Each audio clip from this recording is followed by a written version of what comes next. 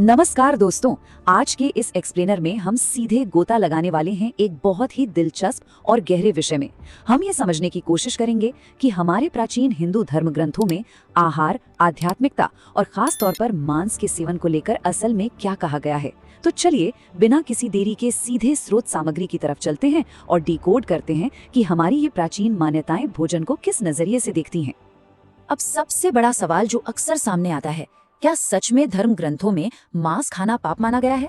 देखिए, आज के इस मॉडर्न कली युग में जहां अलग अलग समुदायों में मांस और मछली खाना काफी आम बात हो गई है, ये सवाल और भी ज्यादा अहम हो जाता है।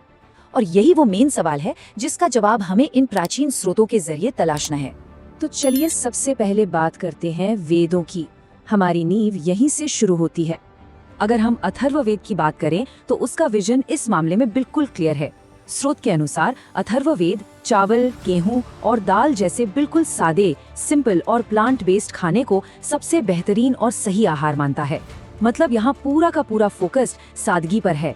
और ऋग्वेद का ये कोड तो इस बात को और भी खूबसूरती से समझाता है। इसमें साफ लिखा है, गाय जगत की माता है और उसकी रक्षा से ही समाज का उत्थान है। यानी स्रोत ये रेखांकित करता है कि असली महानता किसी की जान लेने में नहीं, बल्कि जीवन देने और उसकी रक्षा करने में है। कितनी गहरी बात है ना? अब आगे बढ़ते हैं सात्विक बनाम तामसिक आहार के कॉन्सेप्ट पर। भगवत गीता में खाने को बहुत ही सॉलिड कैटेगरीज में बांटा गया है। एक तरफ है सात्विक आहार जो मन में एकदम शुद्ध और पॉजिटिव विचार लाता है, और दूसरी तरफ है तामसिक आहार जिसमें मांस और शराब जैसी चीजें आती हैं। ग्रंथों के अनुसार ये तामसिक खाना इंसान को उसके बुरे कर्मों की वजह से बीमार और आलसी बना देता है। गीता में भगवान कृष्ण बहुत ही महत्वपूर्ण पॉइंट रखते हैं। उनके अनुसार मांस एक तामसिक भोजन है जो सीधे तौर पर इंसान की बुद्धि यानी सोचने समझने की शक्ति को डल कर देता है। जरा सोचिए, जब इंसान का अपनी ही इंद्रियों पर से कंट्रोल खत्म हो जाता है तो वो न चाहते हुए भी कई तरह के अपराधों या गलत रास्तों की तरफ खिंचा चला जाता है। तो पुराणों में इसके क्या परिणाम बताए गए हैं, आइए देखते हैं। गरुड़ पुराण में एक बहुत ही स्पेसिफिक और हैरान करने वाला नंबर दिया गया है, 36। जी हाँ, 36।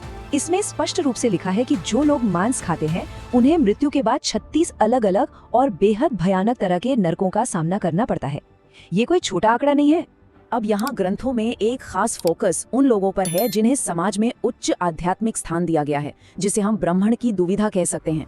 ग्रंथों का तर्क है कि जब किसी को जन्म से एक आध्यात्मिक श्रेष्ठता मिली हो और वो उस गिफ्ट को मांस खाने के लिए दांव पर लगा दे, तो इसका जो ईश्वरीय परिणाम होता है वो बहुत ही भयंकर होता है।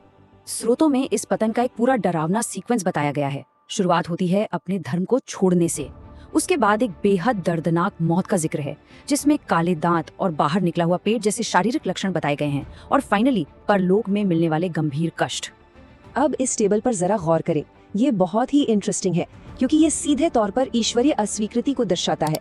स्कंद पुराण कहता है कि भगवान शिव ऐसे लोगों की प्रार्थनाएं बिल्कुल नहीं सुनते। वहीं वराह पुराण के अनुसार भगवान विष्णु के वराह अवतार भी मांस और शराब का सेवन करने वालों की भक्ति को पूरी तरह रिजेक्ट कर देते हैं। यहाँ वराह अवतार का पृथ्वी माता को दिया गया ये मैसेज सच में बहुत पावरफुल है। वो साफ कहते हैं कि जो लोग गौ मांस खाते हैं वे असल में अपराधी हैं और उनकी हर सुख सुविधा, हर ऐशो आराम पूरी तरह से मिट्टी में मिला दिया जाएगा, एकदम खत्म।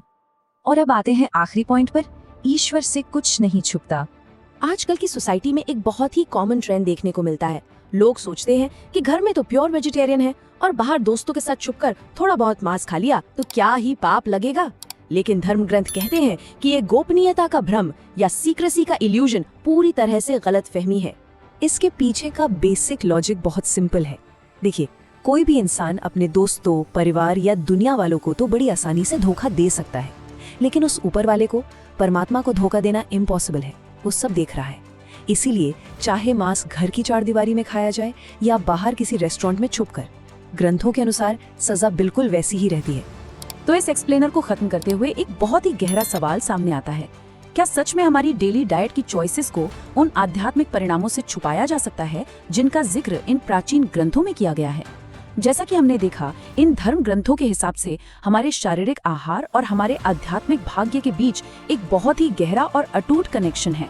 ये निश्चित रूप से एक ऐसा विषय है जिस पर शांति से बैठकर विचार करने की जरूरत है।